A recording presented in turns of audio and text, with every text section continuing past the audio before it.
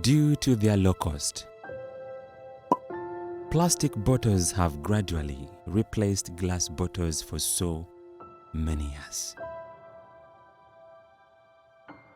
Surprisingly, the modern society has grown accustomed to them. But the manner in which this monster is disposed of in so many parts of this country is generating an environmental disaster.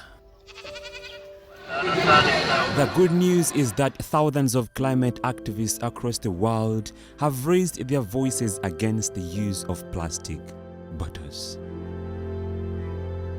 A good number of decent people have also added value to plastic bottles, and millions of them have been recycled. But somewhere in the middle, there is an invisible climate activist.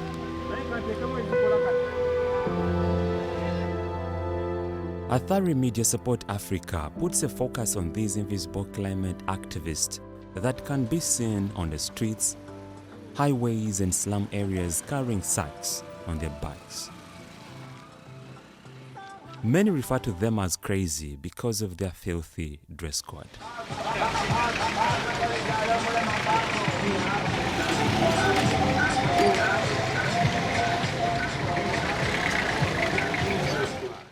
Most of them come from slums where they were born and raised in impoverished environments with no access to schooling. They get money by collecting discarded plastics for recycling companies.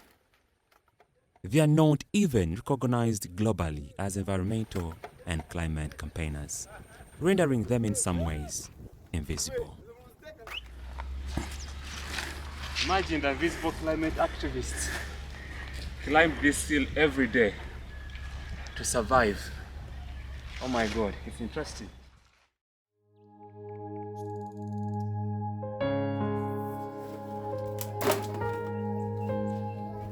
This is Prosy Magala, a 45-year-old widow, mother of 4, and a resident of Nantabolidirwa, Mukono district. She's an invisible climate activist that collects plastic bottles and polythene bags for survival. Nalabanga sirina ngeri eno ey'okulya ne ndaba abantu nga balonda bucupa nange ne ntandika obironda fune ekyokulya. Amazuukuka saa 12 n'agenda era 12 mali wano banazo era n'akomawo n'ateeka wansi ebintu byonna nga ne ntandika obisumulula nga mbisunsula nga ndyamu ecupa nzisa ebbali nga n'obuveera obwo nga muteeka mu kutiya. She tears every time she considers how, as a single mother, she will be unable to pay her children's education because the father of her children died.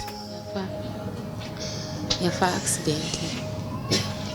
Omuntu teyatulaga nti wano we musigadde tusigala mu nzigo. Nkutandika nti ntandika ebintu eby'amacupa nali mmanyi nti nyinza ofuna ku ssente.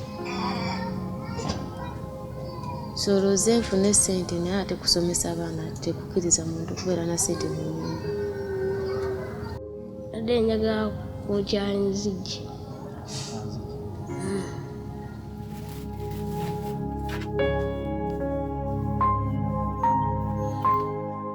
Prosy Magala, the lone female out of 8 boys from Kangulumira, Kayunga district. She claims that her horrible life began with her father's death. Her brother sold all the ancestral land in order to begin a new life. Taata waffe yafa, abaana ne batundatunda ebibanja.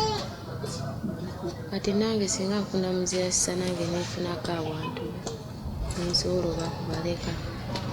Tinaafuna wadde wantu wati nemba nga awo we nabeera nga maka gange gwe naabalekamu. Kati biremye.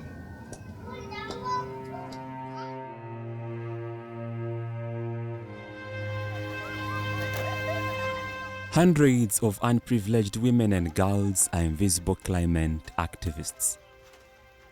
And it goes without us saying that their living conditions are not perfect.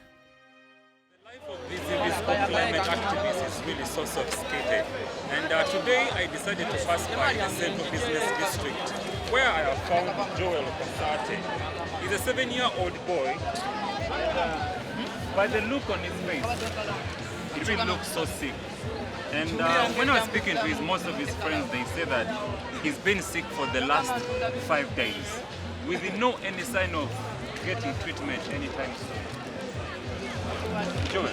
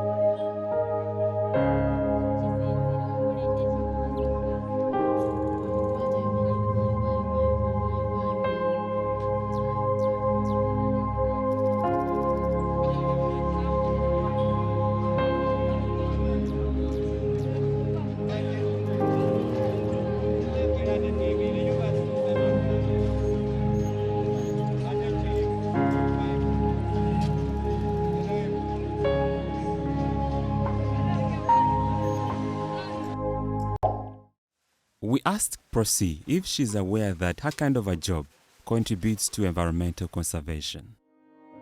She could hardly respond.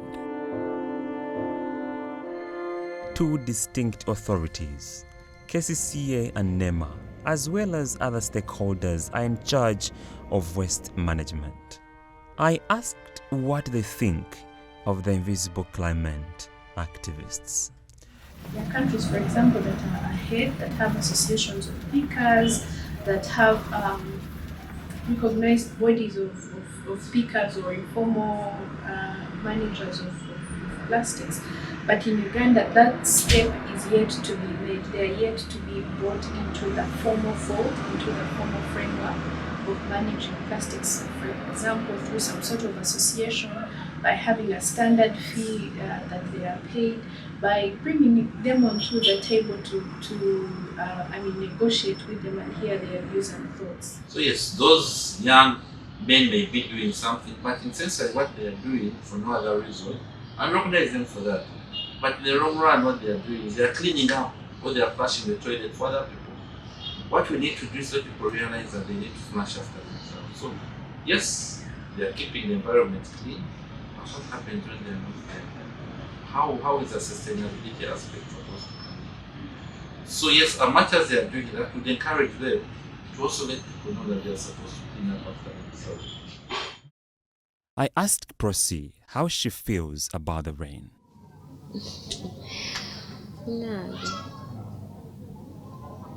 gava malungi kubanga era oba ofunira awo ngeri kyonaakwata mu macupa naye era okwata bulungi kubanga amazzi gayinza okutwala. But when it rains in the middle of the night, the mood is different. Wano watu watonya nteeka wano baafu eba etonya kiro abaana ne mbasindika eno nze ne ntula nga bwekya ne ndyoka neebaka.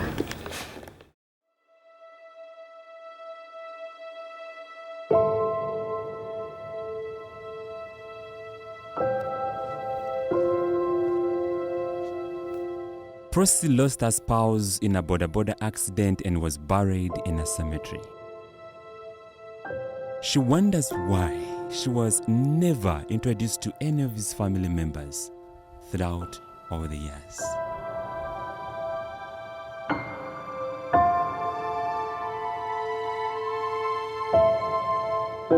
Seeing the sun rise and set every day and night, she wishes her children's father was alive. Probably she could have survived the scorching heat of the sun.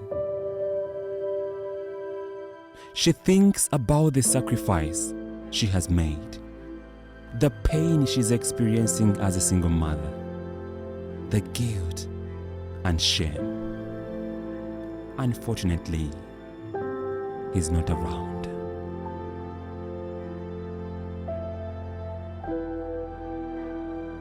According to the Environmental Protection Agency, recycling plastic bottles saves around 3.8 barrels of crude oil for every ton that is recycled. These findings are supported by Waswa Nelson, the Executive Director, Sodzo Foundation, and an environmental activist.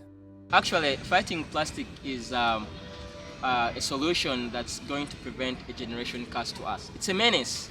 Plastics are a menace to us because they possess several dangers and advantages. One, they lead to biodiversity loss. They lead to pollution. They accelerate climate change as these increasing temperatures make plastics shed of chemicals which eventually go into the water we drink, the soil we use to grow our plants. Recycling plastic bottles contributes to protecting oil and other natural resources as well as the environment. This natural resource is non-renewable and only comes in small quantities. Many Ugandans, including children, women and men, depend on the recycling industry for their daily life. Rashida Nakabuga, Country Director of Rainforest Alliance, says plastic waste affects every farmer in different regions of the country. And one of the challenges that we are facing is waste management in the communities. And as you know that there are no readily available waste management centers, and some of our companies are also struggling where to dispose of such. So if such young people come in with an innovation or an initiative to ensure that they get the waste and recycle it, so we would also see that they will be attracted to the agriculture sector. Climate crisis, we're in a world where we need solutions right now. That's true. So if someone else is collecting plastics and another is planting trees, farmers are carrying out sustainable agriculture. So we cannot actually ignore all the small actions because that is what we need right now. And I say we cannot really ignore their actions. When it's time for Prosy to make some money,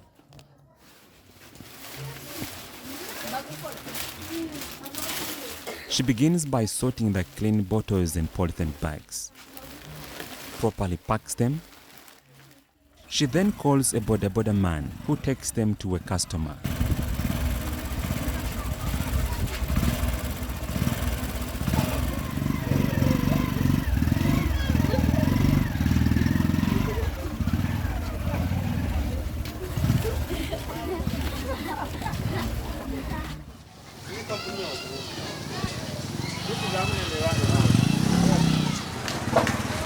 Weighs them,